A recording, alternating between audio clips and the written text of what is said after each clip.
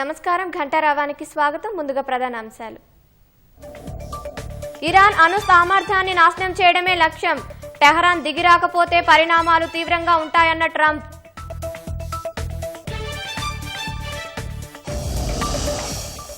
కాళేశ్వరం పూర్తి అవినీతిమయమైన ప్రాజెక్ట్ అన్న బీజేపీ.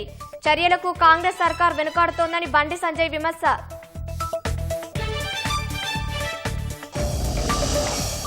కేంద్రం ముందుకు మెట్రో 2B డిపిఆర్లు. 86 కిలోమీటర్ల విస్తరణకు అనుమతులు ఇవ్వాలని విజ్ఞప్తి.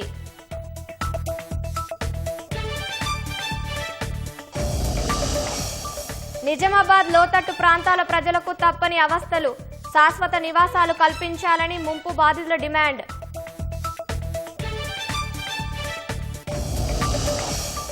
కలకలం రేపిన గద్వాలకు చెందిన నవవరుడు తేజేశ్వర్ మృతి.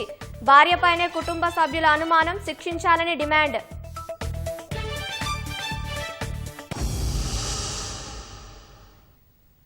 హైదరాబాద్ మెట్రో రైలు రెండో దశ బి భాగం డిపిఆర్లను రాష్ట్ర ప్రభుత్వం కేంద్రానికి పంపించింది. 3 కారిడార్లకు సంబంధించి వేరువేరుగా రూపొందించిన సమగ్ర ప్రాజెక్టు నివేదికలను సమర్పించింది. 86 కిలోమీటర్ల మెట్రో విస్తరణకు సంబంధించి 19,579 కోట్ల అంచనాలతో Hyderabad airport metro rail limited రూపొందించిన డిపిఆర్లను ఇటీవల రాష్ట్ర మంత్రివర్గం ఆమోదించింది. దీనికి సంబంధించి పరిపాలన అనుమతులిస్తూ జీవో జారీ చేసింది. వీటన్నింటినీ జతచేసి కేంద్రంలోని పట్టణాభివృద్ధి మంత్రిత్వ శాఖకు అధికారులు పంపించారు.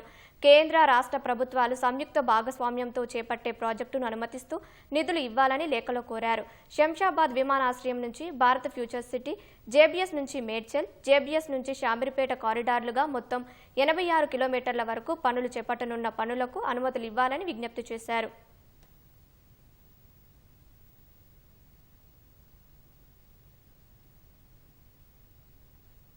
లక్ష కోట్లతో భారీ అవినీతి ప్రాజెక్టుగా ముద్రపడిన కాళేశ్వరం విచారణను రేవంత్ సర్కార్ నీరుగారుస్తుందని కేంద్ర మంత్రి బండి సంజయ్ ఆక్షేపించారు. బాధ్యులైన కేసీఆర్ కుటుంబానికి కాంగ్రెస్ ప్రభుత్వం రక్షణ కవచంలా మారిందని ఆరోపించారు. కాళేశ్వరం అవినీతిపై సీబీఐతో సమగ్ర విచారణ జరపాలని డిమాండ్ చేశారు. కాంగ్రెస్ బీఆర్ఎస్ రూపాయి నాణానికి బొమ్మ బొరుసు లాంటివని బండి సంజయ్ ఎద్దేవా చేశారు. కాళేశ్వరం విషయంలో ఇక ముందైనా ప్రజాధనం వృధా కాకుండా నిపుణుల సూచనల మేరకు పనిచేయాలని సంజయ్ ప్రభుత్వానికి సూచించారు. ఇవాళ 1,20,000 కోట్లు నాశనం చేసి 10 సంవత్సరానికి 16,000 కోట్ల రూపాయల మిత్తి కడుతున్నాం. ఇవాళ ప్రజాధనం అది.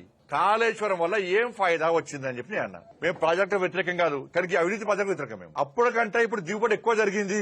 మరి ఏం లాభం జరిగిందో చెప్పాలి. నిపుణులు ఏ నివేదికిస్తే దాని ప్రకారము ముందుకు సాగాల్సిన అవసరం లేదు. ఎవరి ఇష్టం వాడు ప్రజాధన దుర్వ్యవస్థ ఎక్కువ. మేము అది పార్టీ స్టాండే, ఎవరిదైనా పార్టీ స్టాండే. వస్తే ఎన్డీఎస్ ఏం చేసింది, వచ్చి నివేదిక ఇచ్చింది. దాని మీద చర్యలు తీసుకోవాలి, కాంగ్రెస్ పార్టీ ప్రభుత్వం తీసుకోవాలి. సిడబ్ల్యూసీ నివేదిక కూడా బయటపెట్టాను నేను. ఇవన్నీ వచ్చినప్పుడు వెంటనే సబ్ కమిటీ ఇంట్లో కూర్చొని రాసేది కాదు కదా. ఎందుకు బయటపడతలేదు రాష్ట్ర ప్రభుత్వం? ఒప్పందం, లోపాయకార ఒప్పందం.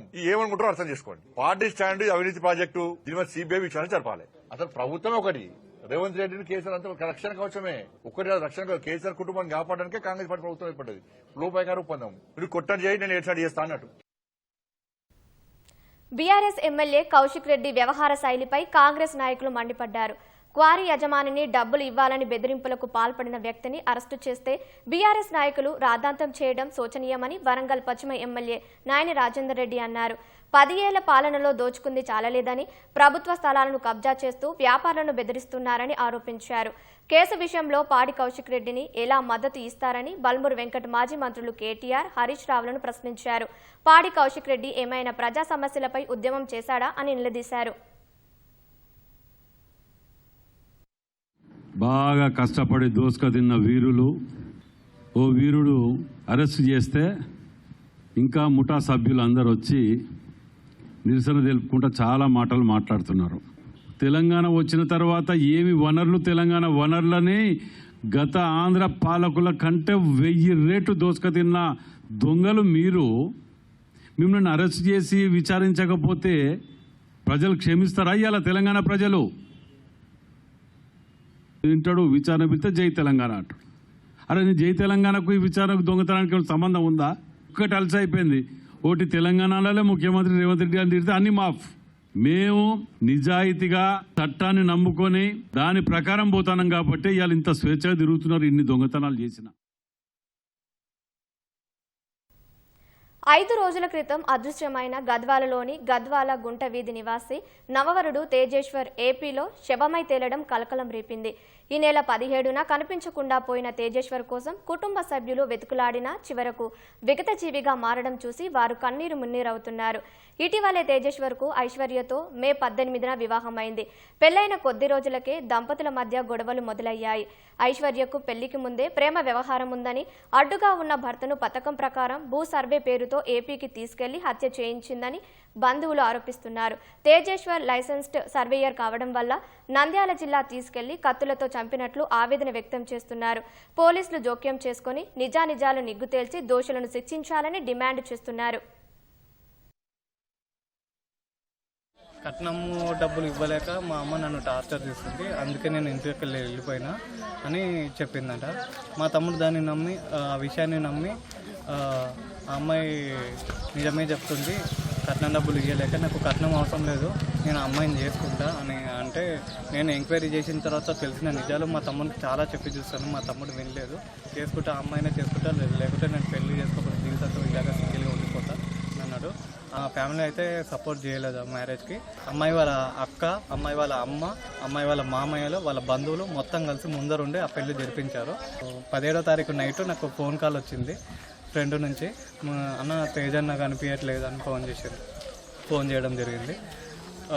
నేనుండి చెప్పాను అనమాట, అన్న ఫోన్ స్విచ్ ఆఫ్ వస్తే మార్నింగ్ వరకు వస్తాడేమో లేరా అని అంటే, లేదన్నా వదినకు కూడా చెప్పలేదంట ఇంట్లో, అందుకే భయం అవుతుందన్న అంటే, నేను అప్పటికప్పుడు నెక్స్ట్ డే మార్నింగ్ పోలీస్ స్టేషన్కి వెళ్ళి కంప్లైంట్ ఇవ్వలేదు, వాళ్ళకి మొత్తం ఇన్ఫర్మేషన్ ఇచ్చాను. తమ్ముడు వెళ్ళిపోయిన రోజు నుంచి అమ్మాయిని అబ్జర్వ్ చేస్తూనే ఉన్నాను. అమ్మాయి కంట్లో కన్నీటి చుక్క కూడా బయటికి రాలేదు. అమ్మాయి ముఖంలో సాడ్నెస్ అనేది లేదు. దీన్ని బట్టి నేను కన్ఫర్మ్ చేసుకున్నా, ఈ మా తమ్ముడిని ఆ అమ్మాయి ఏదో చేసి ఉంటుంది, ఇల్లీగల్ ఎఫైర్ల వల్లనే మా తమ్ముని ఏదో చేసి ఉంటుంది. అదే విషయం కూడా నేను పోలీస్ స్టేషన్లో చెప్పడం జరిగింది.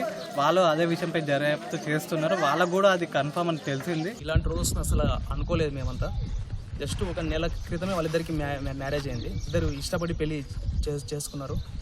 అసలు గత 5 రోజుల నుంచి వాడు 17వ తారీఖు రోజు వాడు మిస్ అయిపోయినాడు. పోయి మేమంతా పోలీస్ కంప్లైంట్ ఇచ్చినాం ఆల్రెడీ. ఇచ్చిన రోజు నుంచి మేమంతా అనుమానం వ్యక్తం చేస్తూనే ఉన్నాం అసలు ఈ అమ్మాయి మీదనే, పెళ్లి చేసుకున్న అమ్మాయి మీదనే. ఈ అమ్మాయికి కొన్ని ఇల్లీగల్ అఫేర్స్ ఉన్నాయని మాకు ఈ మధ్య తెలిసింది. దానివల్లనే వాడిని ట్రాప్ చేసి పెళ్లి చేసుకొని దూరంగా తీసుకెళ్ళి చంపేయించిండ్రని 5 గంటలకి మా అన్న ఫోన్ చేసి చెప్పింది. ఇట్లా డెడ్ బాడీ దొరికింది, తేజలాగానే కనిపిస్తున్నాడు అని మాకు చెప్తే మేము చాలా అసలు ఏంది ఇలా జరిగింది, వాని జీవితం ఇలా ముగిస్తున్నా అసలు అనుకోలేదు మేమంతా. Hyderabad Balanagar zone SOT constable Praveen గుండెపోటుతో హఠాత్ మరణం చెందారు. తన బృందంతో కలిసి గంజాయి విక్రయాలపై దాడులకు వెళ్లిన ప్రవీణ్ నిలబడిన చోటే ఒక్కసారిగా కుప్పకూలిపోయారు. వెంటనే అప్రమత్తమైన తోటి పోలీసులు ఆయన్ను ఆసుపత్రికి తరలించారు. అప్పటికే ప్రవీణ్ మృతి చెందినట్లు వైద్యులు ధృవీకరించారు. యువ కానిస్టేబుల్ ఆకస్మిక మృతి పోలీసు శాఖలో విషాదం నింపింది. పోస్టుమార్టం నిమిత్తం మృతదేహాన్ని గాంధీ ఆసుపత్రికి తరలించారు.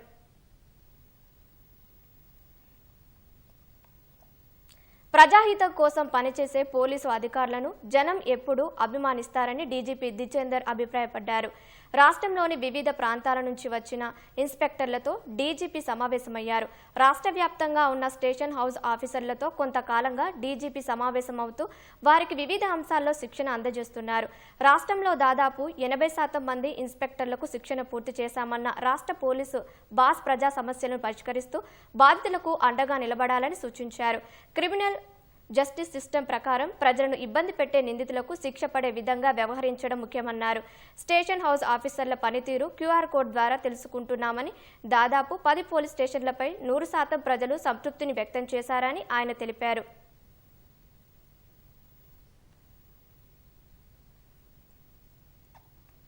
ఆంధ్రప్రదేశ్ మాజీ సీఎం జగన్ రెంటపాల పర్యటన వేళ వృద్ధుడు సింగయ్య మృతి చెందిన ఘటనలో విస్తుపోయే వాస్తవాలు వెలుగు చూశాయి. జగన్ ప్రయాణిస్తున్న వాహనం ఢీకొని సింగయ్య మృతి చెందినట్లు స్పష్టమైన ఆధారాలు లభ్యమయ్యాయి. ఈ మేరకు ఆ ఘటనకు సంబంధించి మరో వీడియో తాజాగా వెలుగులోకి వచ్చింది. సింగయ్య జగన్ ప్రయాణిస్తున్న వాహనం కింద పడినట్లు ఆ దృశ్యాల్లో స్పష్టంగా కనిపిస్తోంది. ఏటుకూరు వద్ద జగన్ కాన్వాయ్ సర్వీసు రోడ్డులోకి వచ్చేటప్పుడు వైసీపీ కార్యకర్తలు జగన్ ప్రయాణిస్తున్న వాహనం ముందు భాగం పైకి ఎక్కి హల్చల్ చేశారు. ఈ క్రమంలో జగన్ తన వాహనంపై నుంచి అభివాదం చేస్తూ ముందుకు కదులుతుండగా ఆ వాహనం కిందే సింగయ్య పడినట్లు దృశ్యాలు స్పష్టంగా తెలుస్తోంది. వాహనం కింద సింగయ్య పడినట్లు స్థానికులు ఆరోపిస్తున్న వైసీపీ శ్రేణులు జగన్ ఏమాత్రం పట్టించుకోవడం లేదు. వెంటనే అప్రమత్తమైన స్థానికులు కొందరు సింగయ్యను కారు కింద నుంచి బయటకు లాగారు. ఇంత జరిగినా జగన్ కానీ వైసీపీ నాయకులు కానీ ప్రమాదంపై కనీసం ఆరా తీయకుండా బాధితులు ఎలా ఉన్నారనే విషయాలను పట్టించుకోకుండా ముందుకు వెళ్లిపోయారు. ఈ ఘటనలో తీవ్రంగా గాయపడిన సింగయ్యను పోలీసులే ఆసుపత్రికి తరలించారు. చికిత్స పొందుతూ సింగయ్య ఆసుపత్రిలో కన్నుమూశారు. తొలుత ఓ ప్రైవేటు వాహనం ఢీకొందని, ఆ తర్వాత జగన్ కాన్వాయ్లోని ఓ వాహనం ఢీకొందని ప్రచారం నడిచింది. తాజాగా విడుదలైన వీడియోతో జగన్ వాహనమే ఢీకొన్నట్లు స్పష్టమవుతోంది. వెలుగులోకి వచ్చిన వీడియోలు ఆధారాలతో జగన్ వాహనం కింద పడే సింగయ్య మృతి చెందినట్లు నల్లపాడు పోలీసులు నిర్ధారణకు వచ్చారు. ఉన్నతాధికారుల ఆదేశాల మేరకు దర్యాప్తులో ముందడుగు వేయనున్నారు.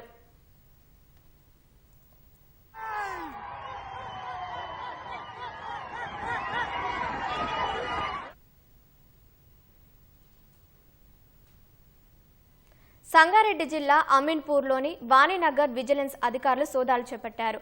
ఓ దుకాణంలో గంజాయి చాక్లెట్లు విక్రయిస్తున్న ఒడిశాకు చెందిన వ్యక్తిని పోలీసులు అదుపులోకి తీసుకున్నారు. అతని వద్ద నుంచి 55 గంజాయి చాక్లెట్లు, మద్యం స్వాధీనం చేసుకుని అబ్కారీ అధికారులకు అప్పగించారు.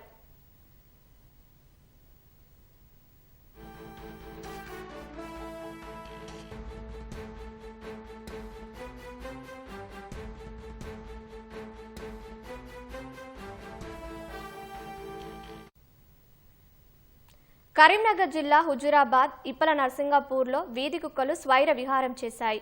మేకల మందపై విరుచుకుపడ్డాయి. ఈ దాడిలో 10 మేకలు మృతి చెందాయి. దాదాపు 1,00,000కు పైగా నష్టం వాటిల్లినట్లు బాధితుడు సమ్మయ్య తెలిపారు. గ్రామంలో వీధి కుక్కల బెడద ఎక్కువైనా అధికారులు పట్టించుకోవడం లేదని బాధితుడు ఆరోపించారు. ప్రభుత్వం తనను ఆర్థికంగా ఆదుకోవాలని సమ్మయ్య కోరుతున్నాడు.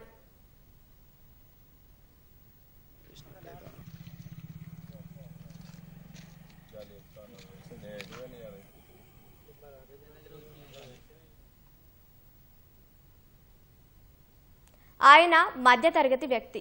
ప్రభుత్వ ఉద్యోగి అయినప్పటికీ అనారోగ్యం, ఆర్థిక సమస్యలు నీడలా వెంటాడుతున్నాయి. స్థిర చరాస్తులు లేని ఆయనకు ఉద్యోగ వేతనమే భార్య, 2 కుమార్తెల పోషణకు ఆధారం. హనుమకొండకు చెందిన రాజేష్ ఖన్నా వరంగల్ జిల్లా నల్లబెల్లి మండలంలో ఉప తహసీల్దార్గా విధులు నిర్వర్తిస్తున్నారు. గత 25 రోజులుగా తీవ్ర అనారోగ్యంతో హైదరాబాద్లోని ఓ కార్పొరేట్ ఆసుపత్రిలో చికిత్స తీసుకుంటున్నారు. వైద్యానికి 27 లక్షలు ఖర్చు కాగా 20 లక్షలు చెల్లించినా మిగిలిన 7 లక్షలు చెల్లిస్తేనే డిశ్చార్జ్ చేస్తామని ఆసుపత్రి వైద్యులు చెబుతున్నారని రాజేష్ ఖన్నా భార్య వాపోతున్నారు. ప్రస్తుతం తమ దగ్గర చిల్లిగవ్వలేదని, GPF surrender leaves bill pass కాకపోవడంతో ఇబ్బంది పడుతున్నామన్నారు. ప్రభుత్వం ఆ బిల్లు పాస్ చేసి తమను ఆదుకోవాలని కన్నీటి పర్యంతమయ్యారు.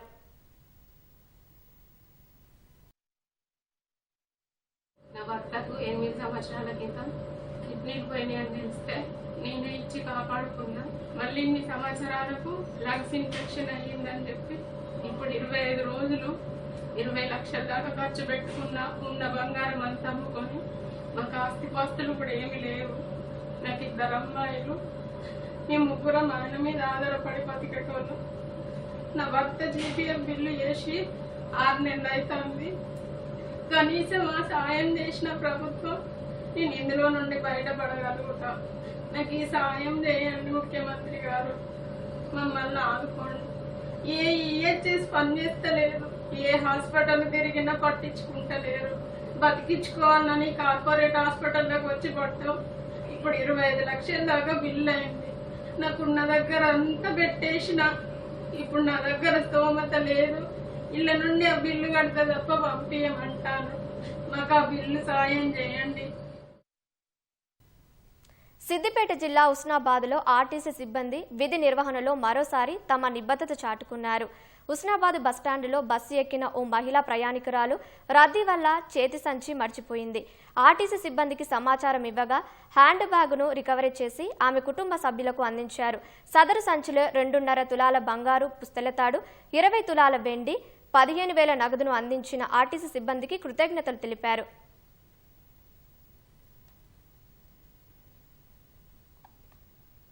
శస్త్రచికిత్స నిర్వహించి కంటిలోని కత్తిని తొలగించి ఓ పేషెంట్ ప్రాణాలను హైదరాబాద్ కోటి ఈఎన్టీ వైద్యులు కాపాడారు. వికారాబాద్ జిల్లా రాపోలికు చెందిన రాజేందర్ ఇంట్లోకి ప్రవేశించి ఓ వ్యక్తి రాజేందర్ కంట్లో కత్తితో పొడిచాడు. వెంటనే రాజేందర్ను కుటుంబ సభ్యులు గాంధీ ఆసుపత్రికి తీసుకువెళ్లి ప్రథమ చికిత్స చేయించారు. వెంటనే అక్కడి వైద్యులు ఈఎన్టీకి రిఫర్ చేశారు. ప్రభుత్వ ఈఎన్టీ ఆసుపత్రి సూపరింటెండెంట్ డాక్టర్ ఆనంద్ ఆచార్య ఆధ్వర్యంలో ఆపరేషన్ చేసి కంటిలోని కత్తిని తొలగించి పేషెంట్ ప్రాణాలు కాపాడారు.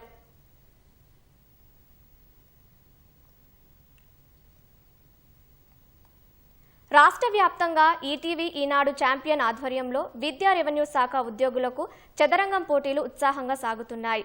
మహబూబ్ నగర్లో ప్రభుత్వ బాలుర జూనియర్ కళాశాలలో నిర్వహించిన పోటీలలో విజేతలకు బహుమతులు అందజేశారు. పనిలో నిమగ్నమైన ఉద్యోగులకు కాస్త ఒత్తిడి తగ్గించుకునేందుకు ఈ క్రీడలు ఉపయోగపడతాయని సిఐ ఎజాబుద్దీన్ తెలిపారు. నిజామాబాద్ కలెక్టరేట్లో జరిగిన చెస్ పోటీలో రెవెన్యూ అధికారులు, ఉద్యోగులు పెద్ద సంఖ్యలో పాల్గొన్నారు. పోటీల్లో ప్రతిభ కనబరిచిన వారికి కలెక్టరేట్లో ఏవో ప్రశాంత్ బహుమతులు అందజేశారు.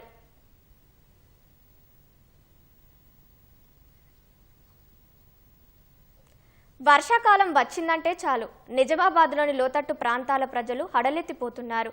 మళ్లీ వరద ఎక్కడ ముంచెత్తుతుందో తెలియక ఆందోళన చెందుతున్నారు. ఏటా వర్షాకాలంలో పదుల సంఖ్యలో కాలనీలు నీట మునుగుతున్నా ముందస్తు చర్యలు చేపట్టడంలో నిర్లక్ష్యం జరుగుతోంది. ఇప్పటికే అడపాదడపా వానలు పడుతుండగా భారీ వర్షాలు వస్తే పరిస్థితి ఏంటని నగరవాసులు ఆవేదన వ్యక్తం చేస్తున్నారు. నిజామాబాద్ నగర ప్రజల్ని మళ్లీ వరద ముంపు భయం వెంటాడుతోంది.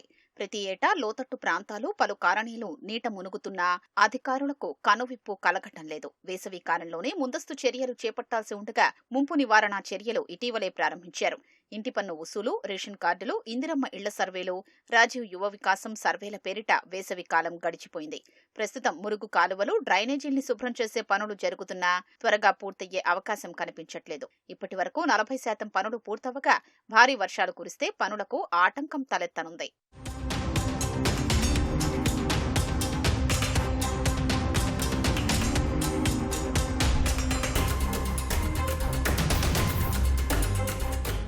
నగరంలోని 60 డివిజన్లలో డ్రైనేజీల్ని శుభ్రం చేసేందుకు ప్రభుత్వం 70 లక్షల రూపాయలు కేటాయించింది. అయితే అధికారులు ప్రణాళిక ప్రకారం ముందుకెళ్లక పనులు నత్తనడకన సాగుతున్నాయి. జేసీబీల సహాయంతో పనులు చేయాల్సి ఉండగా చాలా చోట్ల మున్సిపల్ సిబ్బందితోనే పనులు చేయిస్తున్నారు. ఇప్పటికే వానలు పడుతుండగా భారీ వర్షం కురిస్తే పనులు ముందుకు సాగని పరిస్థితి నెలకొంది. దీంతో ఈసారి కూడా తమ కాలనీలకు వరద ముంపు తప్పేలా లేదని నగరవాసులు వాపోతున్నారు. లీడర్లు వస్తారు, ఎంపీలు వస్తారు, అందరూ ఏందమ్మా అని అంటారు. నీళ్లుగా ఎత్తున వస్తాయి. ఇగో దీని గోడ ఉంది కదా, ఆ గోడ ఈ గుడిసెలన్నీ మునిగిపోతాయి. అప్పుడు వస్తారు, వచ్చి తీసుకుపోతారు. ఆ కళ్యాణ మండపాలలో వాట్లలో 4 రోజులు ఉంచుతారు, మళ్ళీ తీసుకొస్తారు. మీకు అజ్జాత్తం ఇజ్జాత్తం అని ఫోటోలు దిగుతారు, మమ్మల్ని పెట్టుకొని వీళ్ళకి ఇజ్జాత్తనం అజ్జాత్తనం అంటారు. మాకు ఏమీ చేయట్లేదు సార్. పేపర్లు వేసుకుంటారు, వాళ్ళు దిగుతుంది తప్పనిచ్చి పేపర్లలో సోకులు చేసుకుని మాకు సోకులు చేస్తాం లేదు సార్. మాకేమీ లేదు. ఇప్పుడు మటుకు మాకు జీవితాలన్నీ ఇక్కడే గడిచిపోతుంది. మరి ఇప్పుడు ఇందిరమ్మ ఇల్లులు ఇస్తానంటున్నారు, మరి దానికి కూడా మాకేమీ ఇట్టలేదు సార్. వర్షం పడ్డప్పుడు ఎక్కడో ఒకటి తీసుకుపోయి ఉంచుతున్నారు, అన్నం పెడుతున్నారు, మళ్ళా వర్షం పోగానే తెచ్చి ఇక్కడ ఎత్తేస్తుంది. అది ఇల్లు స్థలం ఇస్తామంటున్నారు కానీ ఇంతవరకు నోటీస్ రాలేదు. పాని అన్నం పెడుతున్నారు, ఆ ఎమ్మెల్యే ఏ ఎమ్మెల్యే అందరు వస్తున్నారు, మాట్లాడుతున్నారు, పోతున్నారు. వాగొస్తే మాత్రము రాత్రి అంతా మెలకు ఉండాల్సి వస్తుంది సార్. రాత్రి అంతా ఏడబడదొస్తుందా ఏమొస్తుందా అన్నట్టు పిల్లలు చిన్న పిల్లలు ఉన్నారని మెలుకుండి ఇక ఉంటున్నాం సార్. మేము విపరీతంగా పాములు ఉన్నాయి, చాలా ఉన్నాయి పాములు, ఇంట్లో కూడా వస్తున్నాయి. చిన్న పిల్లలు ఉన్నారనేసి రాత్రి అంతా మెలుకుండి చేసి ఇక ఓట్ల కోసం అప్పుడే టైంలో మాత్రము ఎమ్మెల్యేలు వాళ్ళు వీళ్ళు అందరూ వస్తుంటారు సార్. ఏటా వర్షాకాలంలో పదుల సంఖ్యలో కాలనీలు నీట మునుగుతున్నాయి. నగర శివారులో ఉన్న పలు లోతట్టు ప్రాంతాలు, నివాసాలు ముంపునకు గురవుతున్నాయి. పులాంగ్, గూపన్పల్లి తదితర వాగుల్లో నీటి ప్రవాహం పెరిగి ఇళ్లల్లోకి నీరు చేరుతున్నాయి. కాలువలకు ఆనుకుని నివాసముంటున్న నిరుపేద కుటుంబాలు అనేక ఇబ్బందులు పడాల్సొస్తోంది. ప్రభుత్వం ఇందిరమ్మ ఇళ్లను మంజూరు చేసి వరద ముప్పు నుంచి కాపాడాలని కోరుతున్నారు.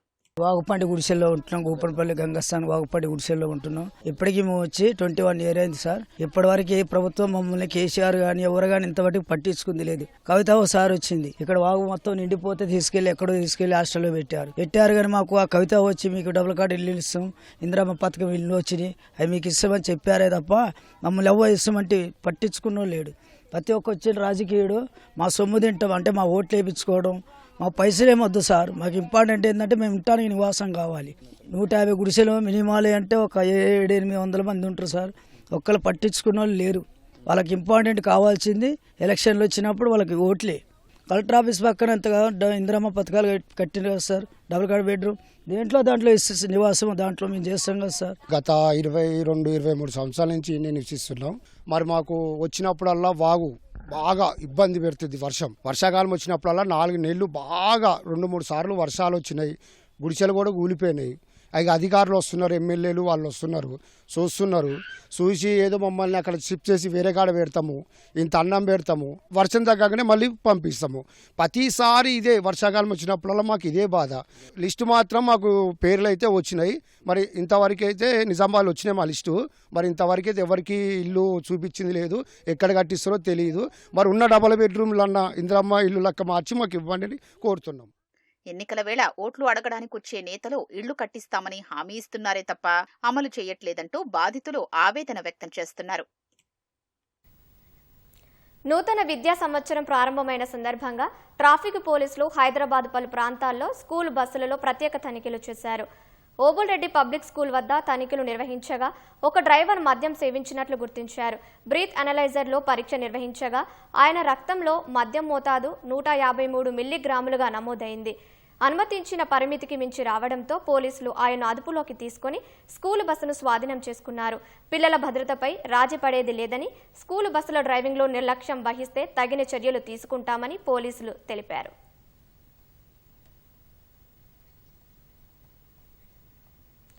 నిర్మల్ జిల్లా బైన్సాలోని రాహుల్ నగర్లో భారీ చోరీ జరిగింది. తన ఇంట్లో సుమారు 30 తులాల బంగారం ఎత్తుకెళ్లారని గజ్జారాం అనే వ్యక్తి పోలీసులకు ఫిర్యాదు చేశారు. 2 రోజుల క్రితం గజ్జారాం తన కుటుంబ సభ్యులతో కలిసి బంధువుల ఇంట్లో శుభకార్యానికి వెళ్లారు. వేడుకలు ముగిశాక ఇంటికి రాగా ఇంట్లో వస్తువులన్నీ చిందరవందరగా పడి ఉండడంతో చోరీ జరిగినట్లు గ్రహించిన పోలీసులకు సమాచారం ఇచ్చారు. సిఐ గోపీనాథ్ ఘటనా స్థలానికి చేరుకుని విచారణ చేపట్టారు. క్లూస్ టీంను రప్పించి ఆధారాలు సేకరిస్తామని తెలిపారు.